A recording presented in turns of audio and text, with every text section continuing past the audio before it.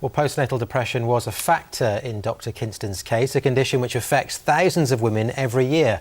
One woman says she was close to killing herself after suffering one of the most extreme forms of the illness. Well, she's taken the brave decision to speak out in the hope it will help others to find the courage to seek help. Our health reporter Victoria Davis has more. It should have been one of the happiest times of her life. But soon after the birth of her son, Natalie Ellis began to be haunted by dark thoughts. I saw a story in the news about somebody that had been arrested for taking pornographic images of children, and it really, really affected me really deeply. And I found that every time I looked at my little boy, I just kept thinking, oh, how could somebody do this? I couldn't stop thinking about it. And then after a few weeks, maybe a month or two, it started changing to, I just kept thinking, why are you thinking about this? Why do you keep thinking about this? Are you capable of doing this? Is that why you're thinking about it? And it progressed from that to, you want to do that, don't you? That's why you're thinking about it, because you want to do it, don't you? You want to do it, you want to do it. And literally every minute of the day, if I wasn't with him, I'd be sat arguing with myself in my head thinking, I wouldn't do that, I'd never hurt him. But why are you thinking about it then? You must want to do that. No, I wouldn't do that. And it kind of just became this circle, this pattern of it just day in, day out, morning, night. I wouldn't sleep. What are you doing? La la la la la la la. La la la la la la la. Postnatal depression, it takes the worst possible thing you can think of and it turns it back on you, and it makes you believe that you're capable of those horrible things. Natalie, who lives in Chesterfield in Derbyshire, kept the way she was feeling hidden. Although the fear you may sexually abuse your baby is a symptom of postnatal depression, it's rarely spoken about. So Natalie had no idea she was suffering from the most severe form of the illness. It got to a point where I just started to think, I would rather be dead than hurt him. I'm not going to hurt him. I would rather die. He'll be safer if I'm not here. If I'm not here, I'll not have those thoughts. I'm not a risk if I'm not here. Doctors say it is a terrifying illness, and any woman who is pregnant or recently given birth is at risk. 10 to 15% of women will have postnatal depression. Of those, 3% will suffer a severe depressive episode. But doctors believe the number of mothers affected could be much higher, as many women suffer in silence. The realities are that it can occur to anyone. And I think it's the stigma of mental illness, this belief that somehow we ought to be able to control the way that we feel and the way that we behave, means that people don't access help. The reality is that when you're suffering from a depressive illness, you're not in control of how you feel. You're not in control of your emotions. You're not in control of those thoughts which are telling you that you're bad. And the biggest fear for mothers is that somebody will come and take their child away. As well as medical treatment, support groups like this one can help mothers with their recovery. It's been organised by the charity Pandas, which offers advice and support to thousands of women.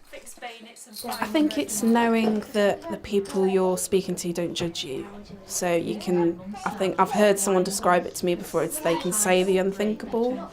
So you're not worried about someone judging you, you're not worried as to what they're going to say. They understand what you've been through, what you're going through. I found it very difficult to bond with him. I didn't believe that he was my son. I'd look at him and nothing felt familiar about him. I couldn't show that I was suffering because it was a sign of weakness. Once you get involved with something like this and, see that actually other people are experiencing it, it's like, OK, I am normal. I'm not the monster. Natalie is now fully recovered. But it was only when she searched the internet for her specific symptom and found it written down on the PNI charity's website that she realised she was ill and went to her GP for help. If you hadn't Googled this and you didn't realise that this actually was a symptom, what do you think would have happened? I think I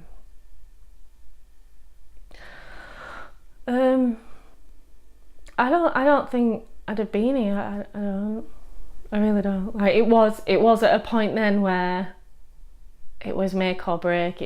it wasn't even a make. I didn't see a make. It was, you know, it was just, you know, this is it. I'd kind of resigned to the fact this is it. This is the ultimate love. This is you know, this is what I'm gonna do for him to protect him. And I think it would have just carried on, and it would have ended like that. Life could be so much more with you. The strong bond Natalie has with her son is obvious. She says she will always carry the scars of postnatal depression, but wants other mothers to take inspiration from what she believes is a story of survival. Victoria Davis, ITV News. Well, Dr. Giles Beresford, who we saw in Victoria's report there, joined me in the studio earlier to talk more about postnatal depression. He started by telling me exactly what the term means. I think postnatal depression is being used as a very wide term to describe any sort of mental illness which can occur in the period of time after a woman's had a baby. And I think, as we saw from the clip, it can cover quite a wide range of symptoms and probably different sorts of disorders. So in terms of those symptoms, just list a few for us, particularly towards the milder end of the spectrum that more people, I guess, might suffer from. Yeah, so if we think about depressive symptoms in general, then they classically consist of feeling low in mood, feeling tired all the time, not being able to sleep properly, not eating properly, poor concentration. Really common symptoms that you'd expect in women who've just had a baby. It's important, therefore, to think about the psychological symptoms that go alongside that. So thinking about the types of thoughts that they're having. Frequently they'll have thoughts of hopelessness, worthlessness, uselessness, overwhelming feelings of guilt, or these intrusive thoughts that we heard from Natalie, which can be really distressing and really upsetting for the mum. And I guess, as you say there, because some of those symptoms you might just link to just having had a baby anyway, seeking help might not be the first thing people think of doing, but you would encourage people to do that if they're worried, I guess. I think it is really common, and so it's really important to think, is it possible that I'm depressed at this time, and start to just seek some sort of reassurance about it. So the first port of call is often talking to family members or talking to people that you trust. I think using websites, as we've seen, again, can be a useful thing to do, just to check out what has happened to other people as well. And then following that, speak to your health visitor, speak to your GP, and just to see how you're doing and make sure you keep a check on it. As well as getting that professional advice, is there anything more generally women can do to maybe take good care of themselves that might help in that situation? Yeah, so I think that the first thing really is recognising if there is a problem. And so recognising how well you're doing. If you're not functioning as well as you think you should be doing, then it's starting to recognise that and to seek help from the start. It's also thinking about making sure you look after yourself. So going out for walks, doing exercise can be really good, and it's a good antidepressant in itself. But if things are more severe, then you need to think about medication, or you need to think about psychological therapies which are accessible through your GP. Worth sparing a thought for the husbands, boyfriends, partners in this situation as well, because they're seeing their loved one go through some of these things, and they often don't know whether it's just as a result of being tired and having a baby, or if there is more of an underlying problem. Absolutely. So it's a time of great adjustment, not just for the mum, but for the entire family. And although we expect it to be a time of great joy and great happiness, it doesn't always quite work out like that. And it's been quite puzzling to try and work out, well, why isn't it as we expect it to be?